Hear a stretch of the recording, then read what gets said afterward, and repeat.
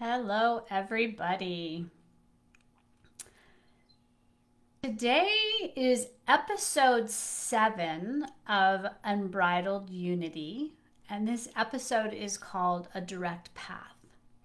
And so I want to begin with just kind of recapping where we've been in this series.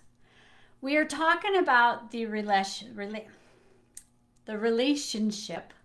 between the horse and a woman and the responsibilities that they each have in order to create a harmonious partnership.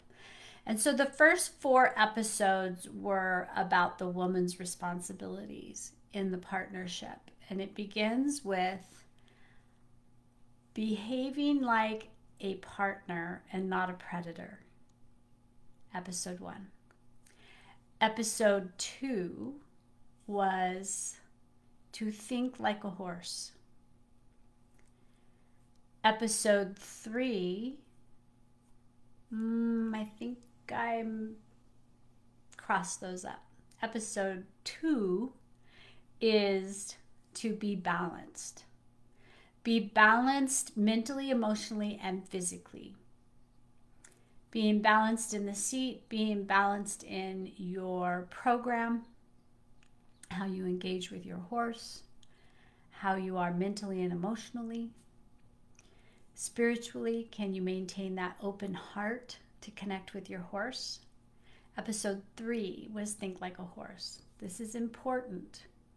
Our horses are not our family members, they're not our friends, although they can be both of those, but in their minds, we are a part of their herd, and a herd needs a leader, and they're counting on us to be their leader, and if we are not, they will be.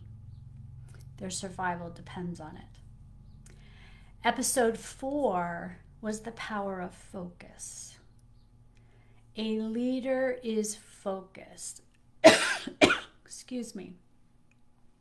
Focused on so many things. I've begun to realize that I can sum it up in an easier way.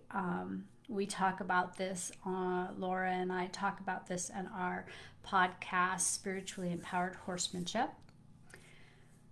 Power of focus is self-awareness, horse awareness, and environmental awareness. Focus also goes deeper.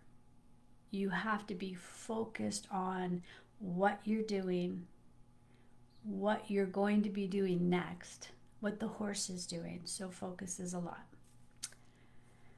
Episode 5 steps into the horse's responsibilities, and the first one is act like a partner and not a prey animal. The next one is to maintain gait. If I set you out on a walk, we're walking. If I set you out on a trot, we're trotting. You are my partner and following my lead. The 7th episode, which is where we are now, is called A Direct Path. And what it is talking about is the horse learning to maintain their direction. I see so many women riding their horses, and they are completely unaware of the fact that they are micromanaging their horses. And horses are a little bit like husbands when it comes to that. We can easily micromanage our husbands and our horses, and they will acquiesce. Yes, dear. Yes, honey. The horse that gets micromanaged stops thinking and engaging. They kind of tune you out. And they just respond to the nagging. I don't even want to call it respond. They kind of react to the nagging that's going on. And when you stop nagging, they stop, waiting for the next thing to happen so they can say, yes, dear. Now, I'm making fun of this, but it's not really a laughing matter. women are great at micromanaging. I don't know where it comes from. I know that in my early adulthood, I was raised in an environment where I stepped really quickly into management positions at a young age of 16. And I have pretty much all my life been in management positions. But in my early adulthood, I micromanaged. And I had a lot of people that didn't like me. And I just thought it came with the job because my role models were micromanagers. And bless the hearts of the horses who taught me about micromanaging. I learned, and I believe, and I recognize it in others, so I have proven it to be true to myself. This belief is something I have proven to be true by witnessing it over and over and over again, is those who tend to micromanage others lack the confidence in themselves to be fair but firm, inclusive leaders. Think about that. Those who micromanage others are doing it because they lack the self-confidence to be a fair but firm leader and an inclusive leader. Fear is a funny thing. It actually puts us into that predatory, I need to control everything. I'm going to get to the direction of the horse. But I'm kind of laying down the foundation because I've really been thinking a lot about this. And as I'm teaching green horses right now, I've got little Katniss who's on her, hopefully tomorrow will be her 7th ride. And I'm constantly thinking about these 8 responsibilities, the 4 that I have and the 4 that she has. She doesn't know she has them. I have to help her learn them.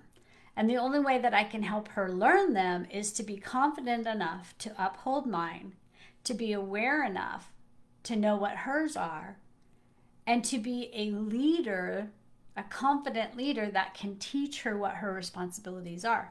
So the 7th responsibility is a direct path, the direction. So I, upholding my responsibilities of acting like a partner, being balanced in my mind, body, and spirit, mentally, emotionally, physically, heart and soul connected to my horse, thinking like a horse. They see the world differently. They process differently than we do. And using my power of focus, I can then help. We're going to use Katniss, my up and coming.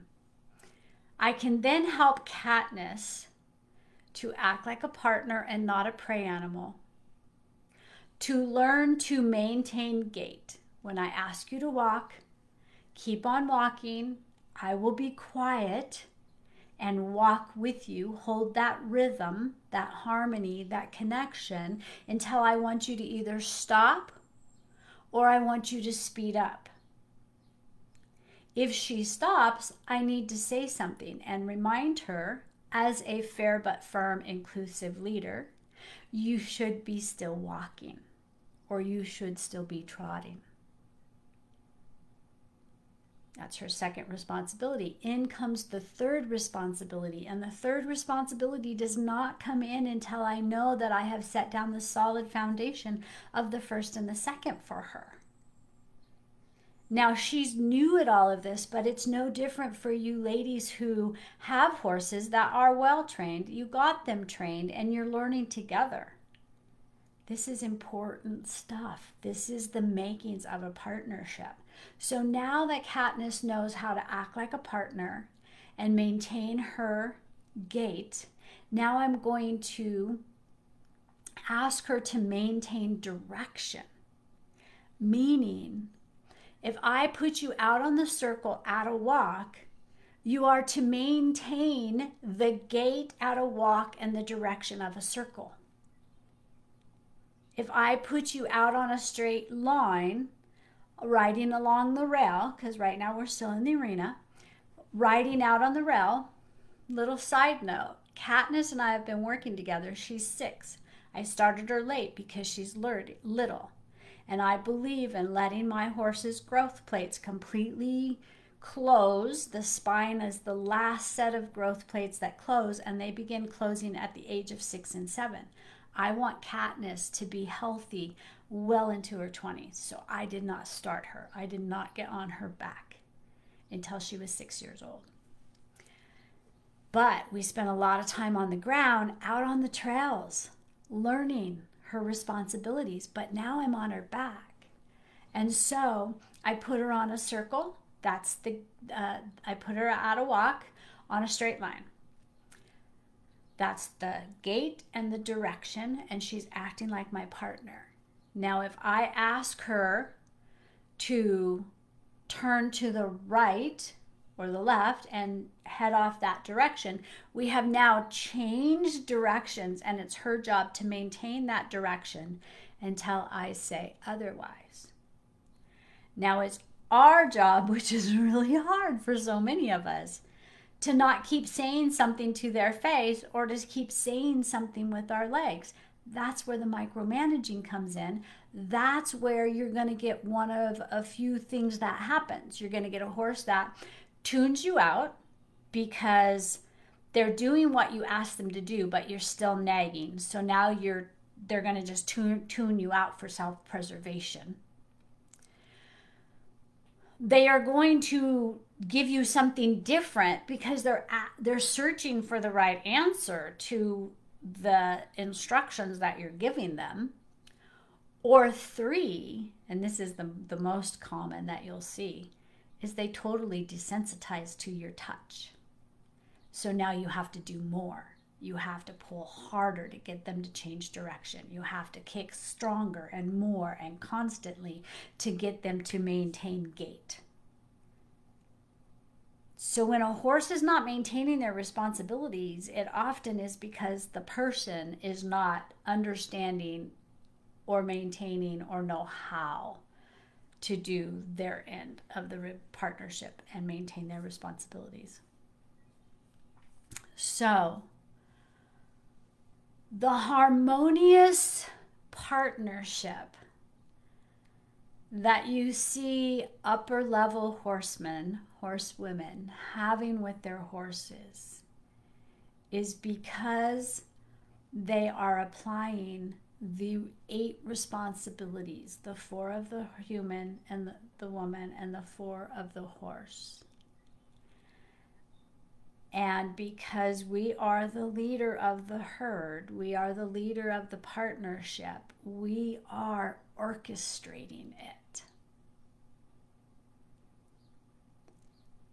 So with Katniss, I'm always making sure that I'm upholding all of my responsibilities as I'm guiding her through her responsibilities and giving her the positive reinforcement when she's doing good, giving her the pressure and the release to help her understand what I'm asking for, and to ride harmoniously with her or to work harmoniously with her on the ground when she is maintaining her responsibilities so that she understands that that's what we're striving for. And so every time I am working and teaching and riding any of my horses, playing with them on the ground, I am always got in the back of my mind those responsibilities. And if I am finding that my horse is not maintaining and is all of a sudden not maintaining one of his responsibilities, it's so easy for us to blame the horse. What's wrong with you? And that doesn't mean the horse isn't having a bad day. That's entirely possible. However, 90% of the time, we are missing the mark. We have either given confusing instructions, we are micromanaging, we are distracted, we are not upholding one of our responsibilities. So this is kind of a short episode, but I want you to think about, so here's your takeaway, here's your homework. I've laid out the first 7 of the 8 responsibilities, and I would love for you to start applying those in everything you do with your horse. It begins the minute you open the gate to go in and engage with them. Are you acting like a partner and not a predator? Are you balanced in your behavior, in your mind, in your emotions, in your actions? Are you thinking like a horse instead of thinking like a human, focused on getting a task done, what you're going to do after you leave the horse, what happened before you got there, totally oblivious to what's going on with your horse, within yourself, or in your environment? And that's when shit goes south. Excuse my language, but that's when shit happens. And then the horse gets blamed when it was really the human's problem, the human's fault for not acting like a partner and a leader. Are you using your power of focus? So when I am getting my horse engaged and they are acting like a partner and not a prey animal, they are maintaining gait and they're maintaining direction. And the way that I help them to do that is that I am using my power of focus on what our plan is, what my plan is for that experience, which is, if we're working on circles, I've got my focus and my feel and my balance on a circle. And I am maintaining the rhythm within my body, whether it's a walk or a trot or a canter, whatever I'm asking them to do. And I'm using my power of focus. If I'm on the ground, I'm focused on where we are going next, seeing my horse out of my periphery. If I am in the saddle, I am focused between their ears off into the distance on the pattern. If it's a circle, I'm focused on the circle. If it's a straight line, I'm focused on the straight line. But it's always between their ears because they feel me. And when I can do those 4 responsibilities, it's easier for them to follow my lead and maintain their responsibilities, which creates rhythm. Horses and humans are rhythmic beings. That's why we get along so well. That's why we can dance so beautifully together. But it starts with us. So everybody, I want you to start thinking about this when you're working with your horse, when you're playing with your horse, when you're just doing undemanding things with your horses.